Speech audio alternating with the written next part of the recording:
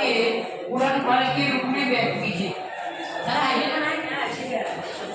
इसमें संख्याएं आपको दिया है 140, दूसरा दिया है 156, तीसरा दिया है आपको 38, 25, चौथा दिया है आपको 5005, पांचवा दिया है आपको 7429।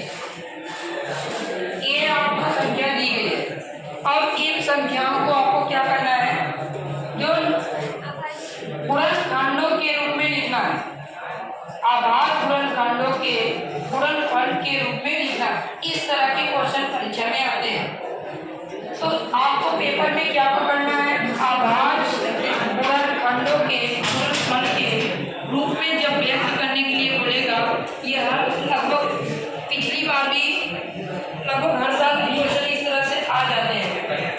तो सबसे पहले हम पहला क्वेश्चन उठाते हैं 140। ये परीक्षा में पूछा गया है, ये 2014 में ये क्वेश्चन 2014 में 24 में पूछा गया।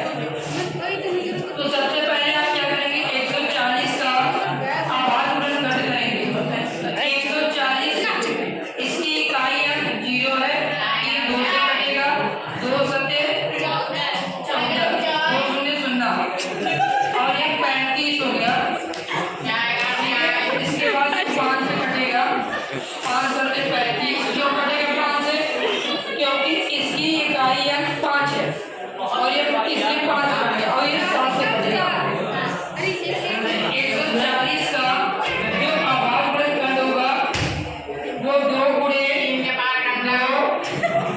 5 गुणे 7। अब इनको भाई 2 कई बार है 4 बार, इसलिए 2 के पावर 2, 5 गुणे 1 7।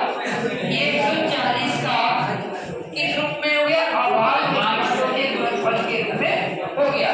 तो इसके बाद अब दूसरे की बात करेंगे। ये दूसरा सवाल है 156। 156 का आप क्या करेंगे, पहले आभाज्य गुणनखंड करेंगे।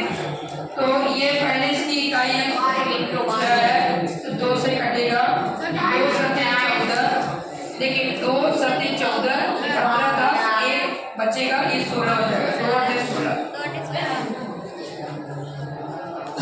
इसकी इकाई 8 है, इसलिए 2 से 3 कटेगा, 2 3 6, 1 बच गया, ये 12 हो गया, 2 9 18।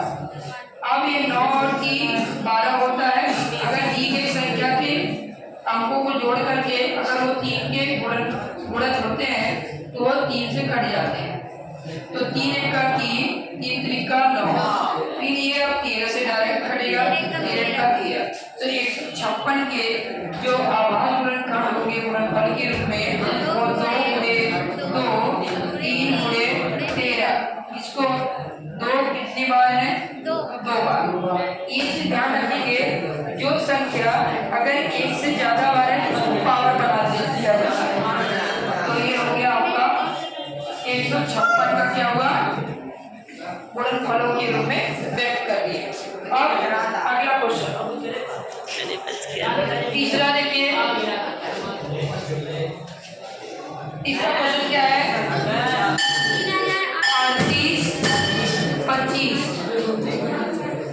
इसका देखिए 38 25 का मतलब है, ये पहले हम क्या करेंगे, 5 और 2 7 और 7 और 8 15 और 15 की 18, 3 से कटेगा, 3 1 का 3, 3 गुना 6, 2 3 से 21, 3 बचे 15, फिर 7 5 12 और 12 और 3 15, फिर 3 से कटेगा, 3 चौके 12, 3 गुना 6, 1 बचा, 3 बचे 15, 5 और 7, 5 और 2 7 और 4 7 4 11 और 3 से नहीं कटेगा, 5 3 का मल्टीपल में 11 नहीं, 5 से कटेगा, 5 40, 2 बचे 5 बचे 25, और फिर 5 से कटेगा, 5 1 का 5, 3 बचे और ये 5 से 35, अब ये 17 से कटेगा, 17 का 17। इस प्रकार से 3825 का आभाज्य गुणनखंड होगा